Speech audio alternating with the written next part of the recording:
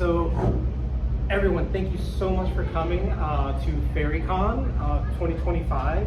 My name is Louis Paredes, and I am thrilled to share the room with the author James Howe, author of Bunnicula, The Misfits, and 90 other books for young children and young adults. Please, can we give him a big hand?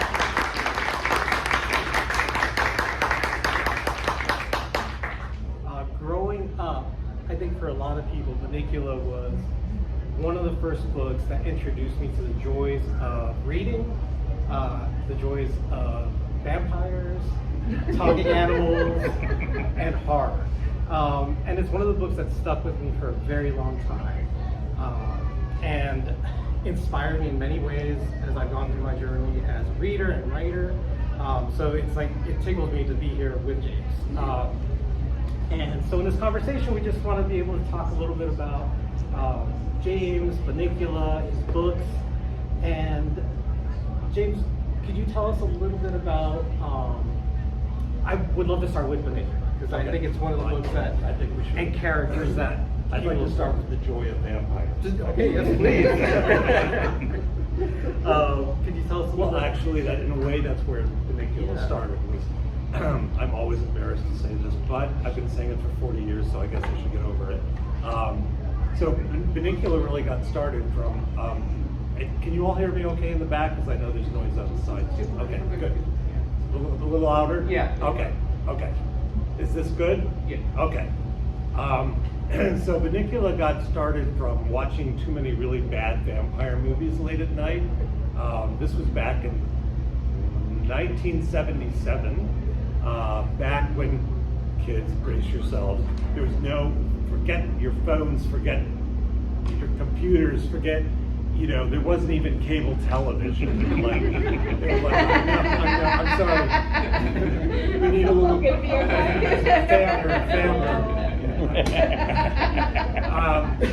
So we had like 5 TV channels, I think.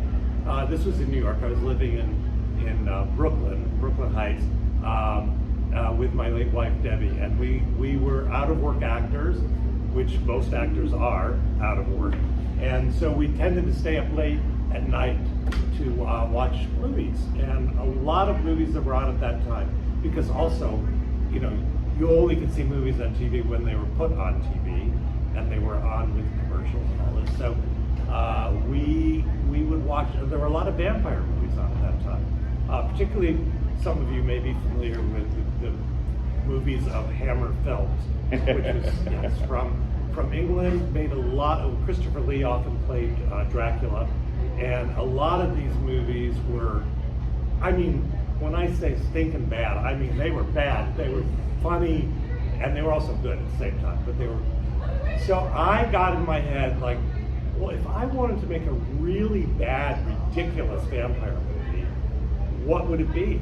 And this idea of a little fluffy bunny rabbit being a vampire popped into my head, and I called him Count Bunnicula, but I didn't do anything with him. I wasn't really writing at the time. I was trying to be an actor, director in theater. I mean, I always wrote for fun, but I wasn't serious about writing at all. And it was about 2 years later that Debbie mentioned this vampire buddy who was living in my head to her mother. And her mother, bless her, didn't say, I should get to a therapist immediately. Instead, she said, well, that would make a great character for a children's book. Why don't you try that out? So that's exactly what we did. We sat down that night. I remember it was at the kitchen table, and after dinner, we took out a notebook and just began sketching ideas of who would, and Harold and Chester came up because we were also influenced by the Sherlock Holmes movies that we were watching a lot of at the time. So they were really kind of Sherlock Holmes and Watson, and that's how we got started. And then, shall I keep going? Yeah, no, I wanted to. I know we have other questions. Yeah. We want to get to right? What I love too is, like, I remember reading in JamesHowe.com the story of how Bunnicula came about, and that in that period where the idea was gestating, that you also did drawings on Christmas cards and things of that nature. Yes. Can you talk a little bit about? Yes, I actually put together a little anniversary edition of the book. I'll see if I can find that picture. Also, I don't know how well you can see that, but there's my little greeting card of my version of Bunnicula. And by the way, this I'll tell you a little more of the story of the writing. But the whole story, this story, is on my website. So if you want to go and read the whole story of how Bunnicula came to be, while we were writing it, Debbie got sick and was diagnosed with cancer. And so I think we were about 5 chapters into the book. And needless to say, at that point, writing about a vampire bunny was like the last thing that we cared to do, we're going to put our attention to. And she was in the hospital for quite some time. And there was a point at which I remember we said, I don't remember which one of us said it, we need to laugh.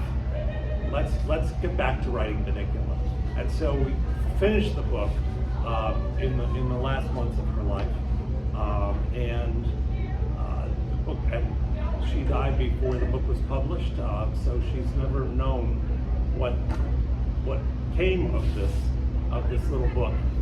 I had no intention of going on and being a children's book writer, a writer of any kind, even though I enjoyed it.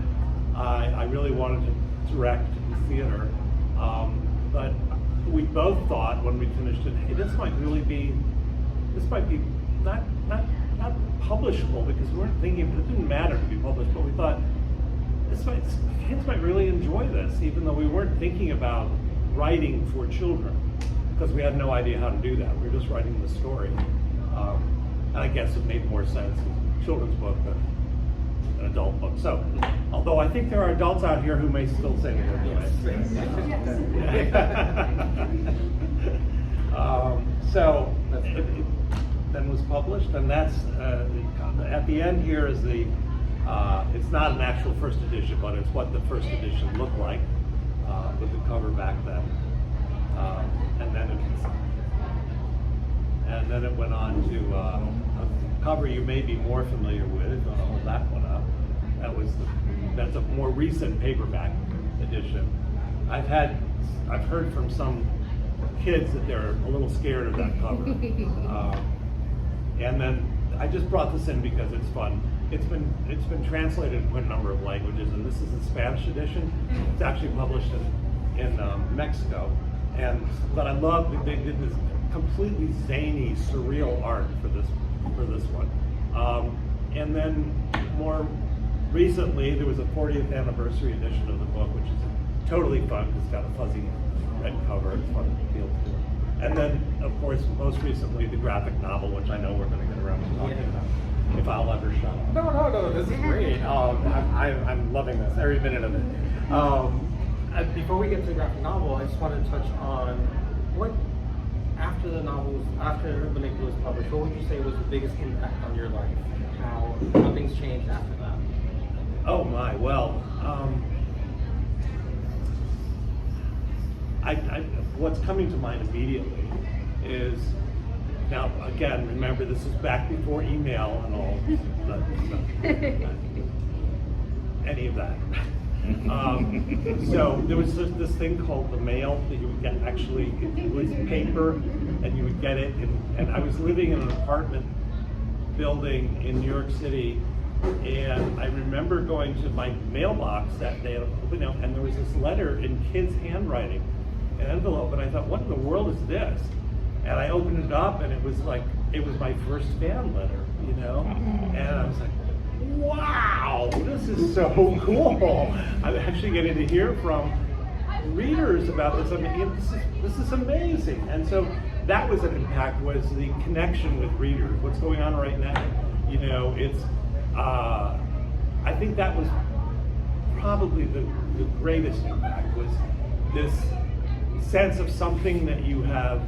I remember Mark and I, my husband Mark is here, and we write music together, and we had someone staying with us who was a folk musician, singer-songwriter, and we sang one of her songs to her, and she said, this is so amazing that a song I wrote, just sitting on my bed, writing this song, I've now had someone sing it back to me. And that's kind of what I felt like with getting to meet my readers, hear from my readers. And even now I hear from some older readers how the book touched their lives when they were kids. And so yeah, I think that's I'm sure there are many other ways. That's wonderful. No, I think that's wonderful. Fame, fortune, right, of course, right. you know. Right. And you know, things in the years since have developed so much with sequels, and I'd love to talk about the latest development of it, which is the graphic novel format. Can you tell us a little bit about what you've done? Sure. I'll just say that, you know, to just quickly fill in the gap before we get there. Yes, I had no intention of writing any more books, but certainly not any sequels. And then Bunnicula was proving to be popular, and I loved writing as Harold, the dog. And so I did write ultimately 6 sequels, and then some spin-off series, and then a couple of anniversary editions of the book. And then the latest was this graphic novel version, which I can brag about because the heavy lifting was done by my co-writer, Andrew Donkin, who is, when the publisher and I first talked about doing this book, they said, we'd like you to write it. And I had a moment of like incredible stupidity where I said, okay, sure, I'll write it. And then I thought about it, I have no idea how to write a graphic novel. And that's a whole other skill, you know? So fortunately, they found this amazing, talented guy named Andrew Donkin who lives in London. And this book was written largely by email and Zoom, back and forth between Andrew and myself and our editor and the art director. And of course, I will tell you, it's very true to the original book. So one of the skills of writing a graphic novel that I didn't know, Andrew not only writes the words, but he figures out where all the panels are going to be, what's going to be said in dialogue, what's going to be said in the box, just the entire flow. He also was able to do things like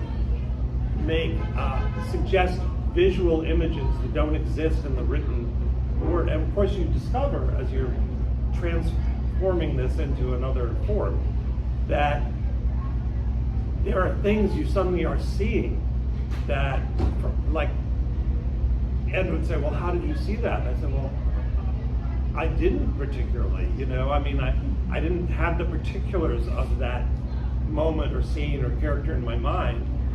So then we'd have to, you know, test that out with the artist once the artist came in. So the artist would do all kinds of character sketches, and then Andrew and the artist would sort of work together, and I'd be in the middle there, you know, getting in the way. How long was that process? This one took, easily 2 or 3 years. Yeah, we're now working on Holiday Inn, the second one, and that's moving much faster. Part of it was that we were still working out the whole system of how that, especially because Andrew was in London. There was, you know, just, well, of course everyone's remote at these days. So, but so yeah, it took a long time. Plus, we had 3 different artists on the book. If you look at this anniversary edition, one of the things that's fun about this edition of the book is there's a whole visual history of Bunnicula in the back. So it shows all different covers, foreign editions, and there's a preview of, and some fan art too, which is fun. There's a preview here, I know you can't really see this, but there's a preview of the graphic novel. That was our first artist. So he never made it to the, I don't remember why, but he didn't make it to the finish of the, and these are pictures of my daughter. in her Bunnicula costume for Halloween. Yeah. And meeting Bunnicula for the first time. There was a Bunnicula costume for a long time.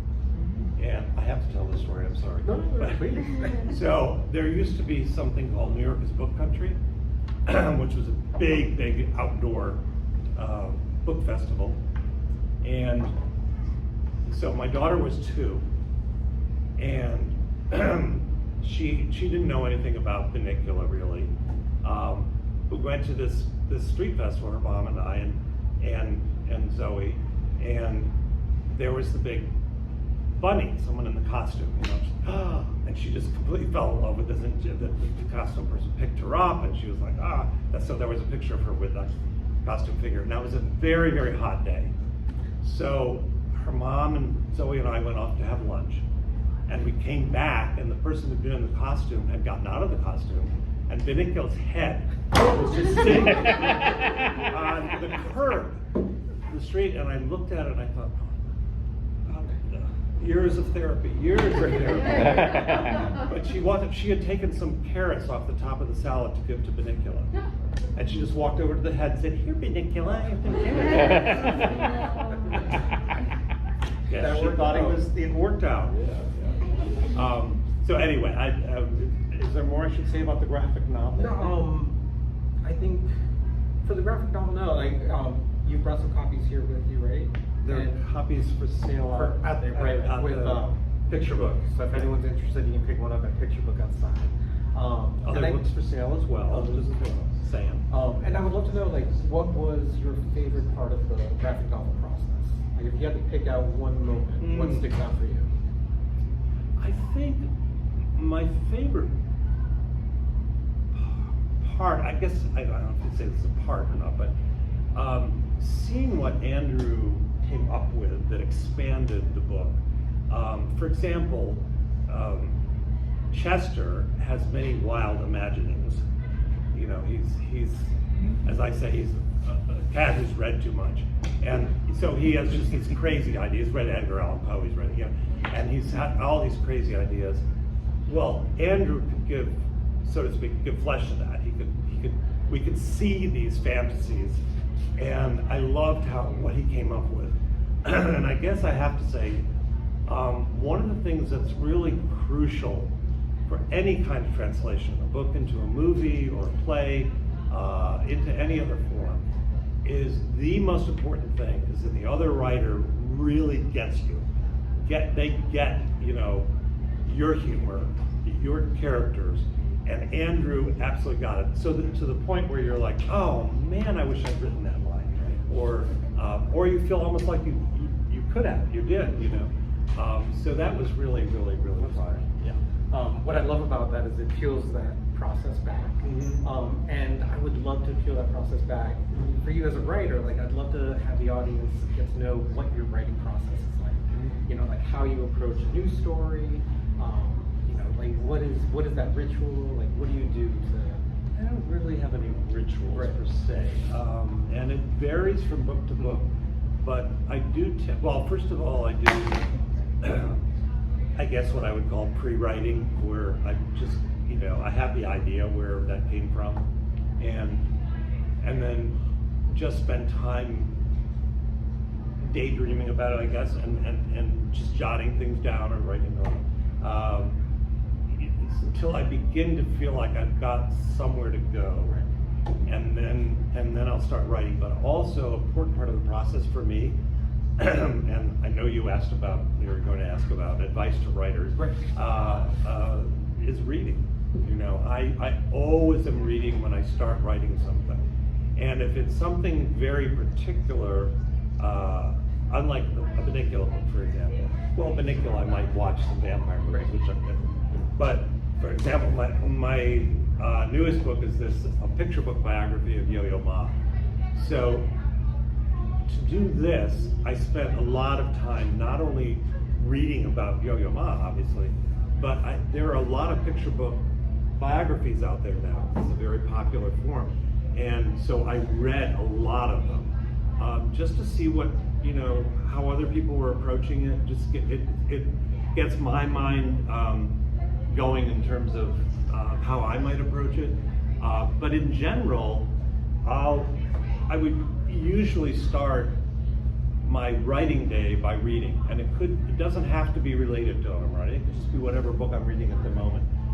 Because what that does is kind of get my own writer's mind turning, because I'll be aware, I'm reading it with a different sensibility or awareness.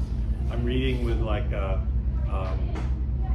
have the moment often of, oh, look what the writer did here to accomplish that or make me feel this way. And maybe that's something that'll lead me to then what I might want to do. I love those moments because they, like you said, they do tickle your brain. Yeah. And it opens up so many new connections. And it's just wonderful. Well, you're a writer also, so yes. How would you answer that question? Same. Like, for me, I use movies, I use music, and to get into that writer brain as well, and especially music these days, where I listen to things like Tool or anything that's atmospheric. There's a Canadian composer, his name is Peter Pringle, who does reenactments of ancient Mesopotamian music, and I've been listening to that to get into my own little worlds that are so different. But yes, music is a it's a big one too, for me also. Depending again on what I'm writing, but yeah. And for anyone what's your advice to anyone here in this room that would love to start something, whether it's a graphic novel, or a piece of artwork? What would you say to them? Well, I guess if you're going to write a graphic novel or a piece of artwork, I hope you know how to draw, because that was the other thing. There was another time that another series I've written is The Misfits, and so I've written 4 of these books. There are 4 main characters, and I've written one in each voice of each character. And I had an idea for the 5th book that I was going to write separate stories for some of the secondary characters. One of whom was a girl who was a good cartoonist. So I said, well, I'll just do that myself. So I went to the School of Visual Arts in the city in the summer, and I took a cartooning class, drawing. And again, it was like, are you out of your mind? What do you think you can do this? So, okay, there's my advice. Know what you're doing. Right. I guess I would say, in a way, I guess I would say, do what I was saying that I do, which is to read and kind of inform yourself. Inform yourself about the form you're going to write in. I've actually taught picture book writing, and my advice always, because it's something I learned, was take a number of, first of all, read a lot of picture books, but then take some that you feel like, okay, this is something that really resonates with me. It feels like something I could write, or really speaks to me in some way. Then take the text and type it all out so that it becomes a manuscript. And you see, before there was art, what the written word looked like. And then make a dummy of the book, because most picture books are 32 pages long. Some are 48, so you see what you want to do in terms of length, but most are 32. Make a 32-page dummy, cut out the text, place it in the way it was in the book, so you get a sense of the flow of it. And then when you're writing your own book, you don't necessarily, with some picture books, I actually work out the pages while I'm writing it. With others, I just write the text and then figure that out later. Or in the case of a couple of my books, I let the artist figure it out. But it does help to make a dummy of your own book, and then have a sense of where it's going. Because it also helps you look at, with picture books particularly, where is the art going to tell the story? And sometimes you realize, sometimes that'll happen after the artist enters the picture, but so to speak. But you can also figure that as you were working on the picture book in the dummy form. You can figure, oh, okay, I don't need to say the character did this or that. That's going to be shown in the picture. Also, a very important part of picture book writing are page turns, because you don't have the advantage you have with chapter books where you can have a cliffhanger at the end of a chapter and, ooh, what's going to happen next? You can't have the cliffhanger here and then the next page, you know, the reveal on the next page. So you need to figure those out too, where the pages are going to turn. I love it. I want to make sure that we have time at the end. If any audience members have questions for James, I would love to open up the floor. Does he have anything else that you want to do before we do that? Before we do that? Yeah. Okay. Let's see, you had some other questions. I guess the river towns, if you want to touch on that. Well, yeah. I was hoping you were going to ask one of my favorite authors. Yes. So yeah, so I'm sorry, I'm cheat here. So the only reason I was hoping you'd ask this is that often it's a question that's asked spontaneously, and of course you may know what that's like when you're like, well, what's the favorite book you've read recently? And you go, I have no idea. I can't come up with names. So I gave this one thought. Thank you. And I want to share it. So please, could you share us what? Well, if you insist. So, favorite authors. So I have different categories here. Children's books. E.B. White, for one book, Charlotte's Web. I mean, his other books were good too, but Charlotte's Web to this day remains my very favorite book. And I have to say, if I had any model in writing Bunnicula, as strange as it might seem, it was Charlotte's Web. And I still consider it a classic. So E.B. White. Other favorite children's books were Ferdinand the Bull by Monroe Leaf as a picture book. And then as a, I guess we would say young adult book, even though it's published as an adult book, is The Catcher in the Rye by J.D. Salinger. And these are all books that I've returned to many times in my life, and fairly recently to The Catcher in the Rye, and was just kind of blown away how it held up, and it was an important book for me as a teenager. Adult fiction writers, I read a lot of adult fiction, and Wendell Berry is probably my very favorite writer. Wendell Berry is a poet, he also writes nonfiction, but his fiction is just absolutely brilliant writing. And one of his books, Andy Catlett, Early Traveler, which is more of a novella, is something I've actually used in teaching writing for children, because he is able to capture so well the mind of a child, or the inner life of a child, and a child's experiences, but he's writing it reflectively, looking back, and so he gets that adult perspective also, which I think is very helpful when you're writing for children, even if you're not writing in that way, that you're bringing your own adult perspective, but you are writing for children. So in a sense, you're rewriting childhood. You could be rewriting your own childhood, but you are writing about childhood through your own adult consciousness. Another favorite, this doesn't name all of them, but another favorite is Elizabeth Strout, who wrote Olive Kitteridge, among many other books. A wonderful, wonderful writer. And then I would say a YA adult crossover is John Green.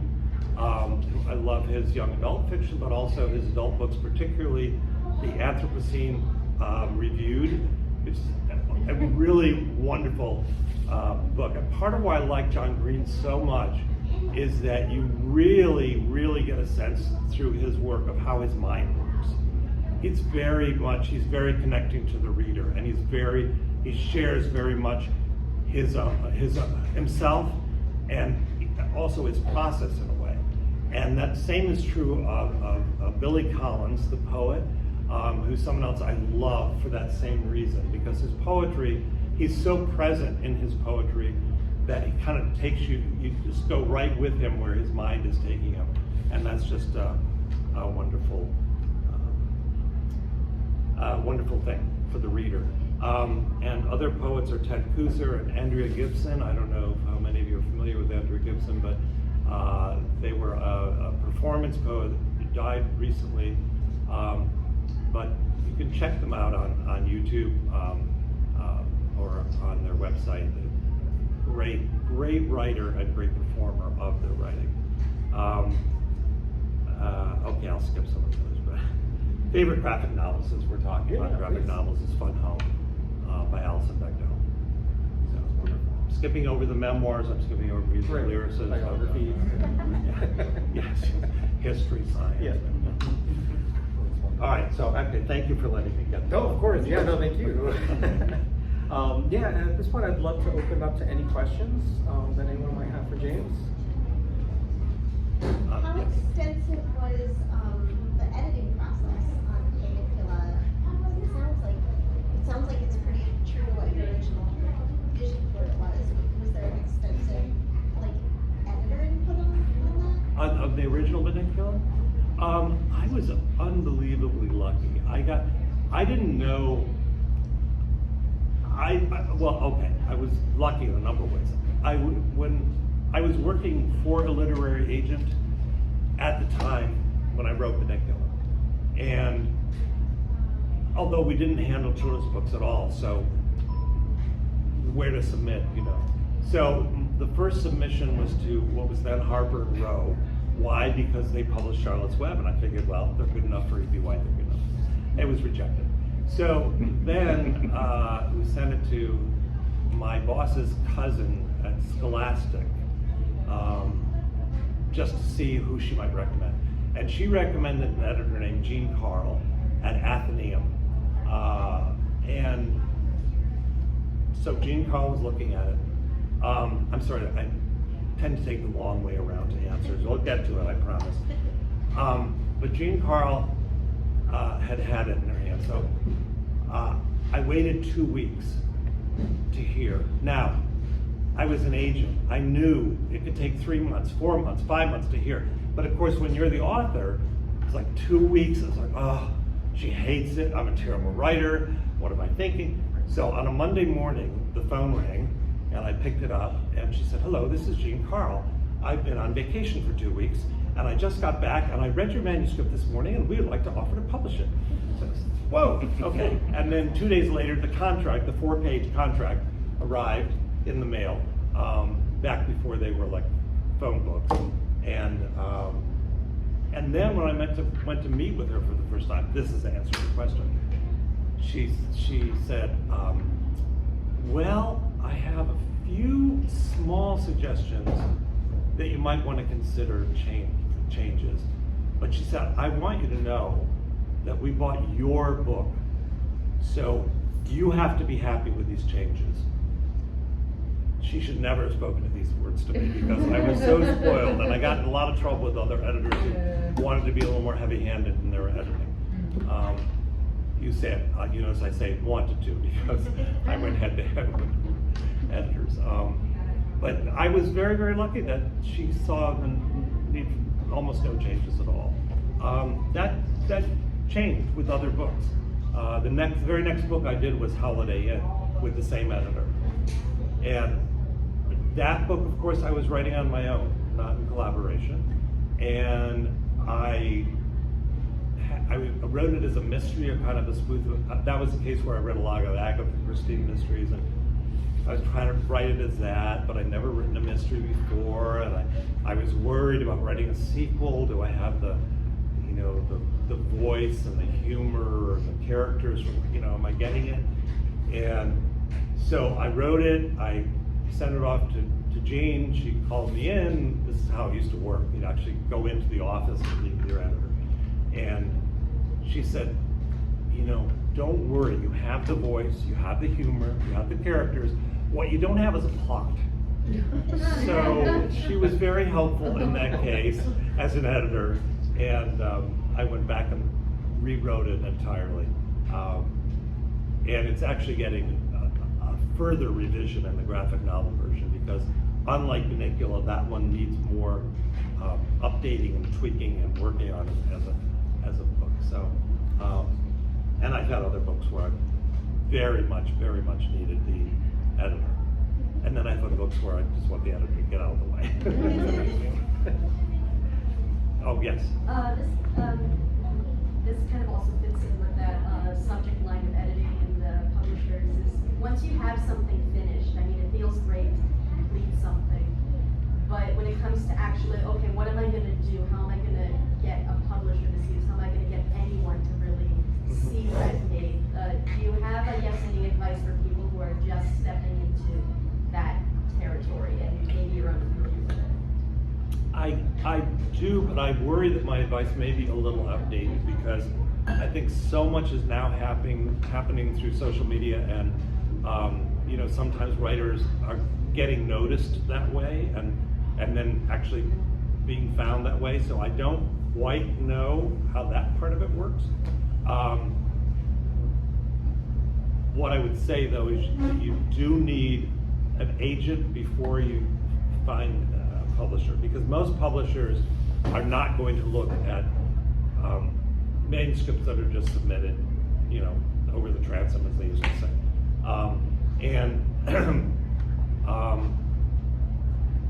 But finding an agent is its own challenge.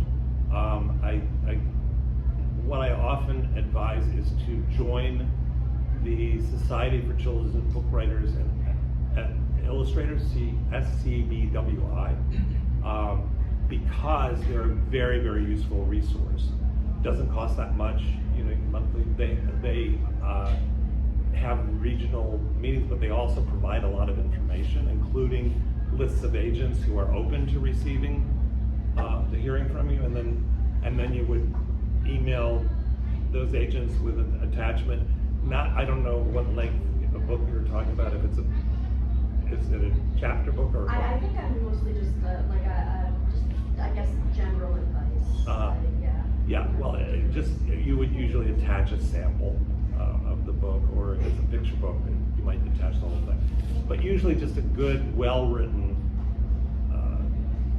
cover letter, saying who you are and what you're written. And, you know, back in my days as an agent, I will tell you that the cover letter matters a lot because it also shows you as a writer. And, you know, I can remember getting some where I would just wanted to see whatever they'd written because of the cover letter. I said, wow, this is really, I like how this person writes. They're smart, that, you know, they know how to write in an interesting way. It's engaged me. So, I mean, don't knock yourself out. It's not like you have to craft, you know, whatever, War and Peace, writing your letter. Okay. Yes. This is another open-ended question, hoping that it will be a jumping off point for a story or something, but I was curious how you you're writing for an age group, right? For a particular age of child, right? And both with the original Bunnicula and now that you're a children's book author, how does that process go? Both like, do you say, I'm gonna write a book for second graders, and then like go from there, or is it vice versa? You write something you want, and then say, I think this would be appropriate for someone. And also, how does this relate to your own family? Like, are you writing for your children, your grandchildren? That's an interesting question, and the answer, by and large, is that I don't write for an age. I'm aware of, if I'm writing a picture book, for example, I'm aware, okay, this is going to be a young reader, and so, but I won't necessarily. That doesn't necessarily mean I'm thinking in terms of vocabulary. Oh, I have to make this really simple. It means more like what is really speaking to the child at this age. What are they going to be able to get? What do they relate to? But I'm more thinking about just writing the story, as with Bunnicula. With Bunnicula, absolutely no idea what the age of the reader would be. In fact, when I first got my first copy of the book, I noticed on the inside panel it said 8-12. And I said to my editor, what does that mean? So it means ages 8 to 12. I said, oh, that's interesting. Okay. So I'm now, over the years, of course, I'm much more aware of what is a middle grade novel, what is a young adult novel, what's an early chapter book, you know, reading chapter book, what's a picture book. But I really, really focus much more on what's the story I want to tell. If it's a picture book or an early chapter book, then I'm aware of form. and as you said, I really think about the form. If it's a book for older readers, again, I'm just sort of aware of it, but I'm not thinking about I'm writing for this child. I'm as much writing for myself, and with this latest book, with the biography of Yo-Yo Ma, this was really tricky because I wanted it to appeal to a young reader, but also this kind of book is used also in older grades in school. So I wanted it to have that cross appeal, where I think this could be, an adult could read this book. So I don't know if that answers your question or not, but best I can answer it. In terms of my own family, I have a daughter, and I don't have grandchildren. She's an adult now, and I was writing children's book before she was born. And then as she got to an age where she was reading more, I was reading more to her, that just expanded my awareness of what children's books can do and why do we respond to some books and not to others. I know those of you parents who may have had the experience of letting a certain book just accidentally slide behind the bookcase, because if you have to read it one more time, you're going to go out of your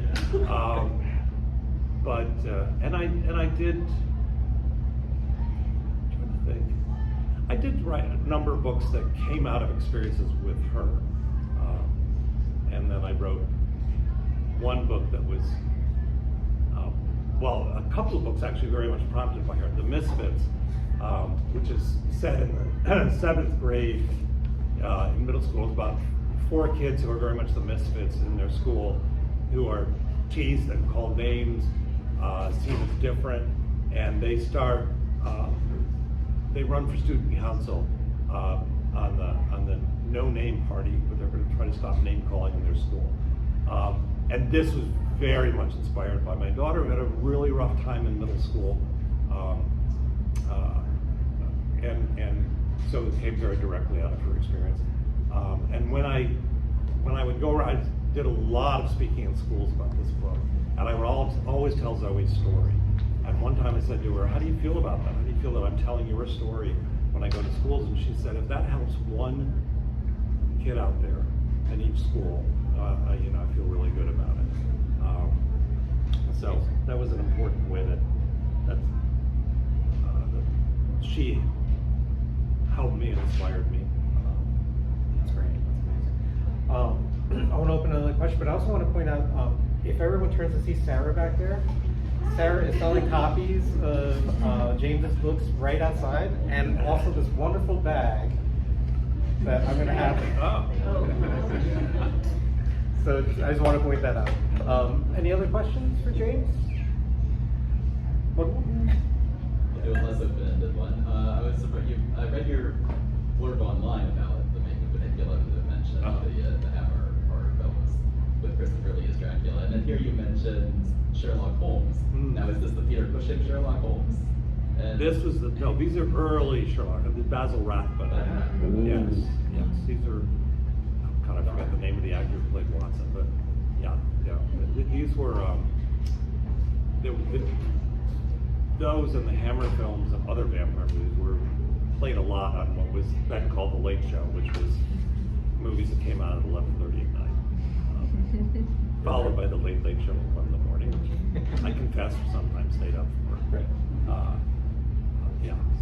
were there any particular ways in which, presumably, Chester was Sherlock Holmesian?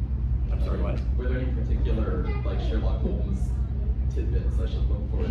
Actually, to be honest with you, I wasn't aware of the Sherlock Holmes Watson influence until after writing the book, and then I was like, "Oh, you're right. That's who."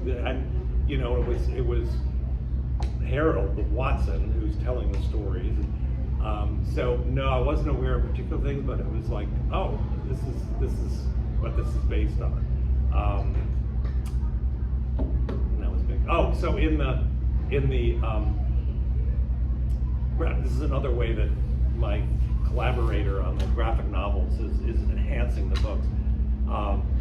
he is doing a little very short little story at the end of each book, and so his story is Furlock, Holmes, and What's Bone, I think it is. So he's doing them as Harold the Tester as Sherlock Holmes and Watson in this funny little 8-page bonus to the book. So we're coming full circle there. Well, I'd like to end it there so that way we give you time to meet your fans, readers, old and new alike. And like I said, Sarah has books for sale out there, James's books. Huge thank you for you coming here to FerryCon. Thank you. And doing this. Thank you all.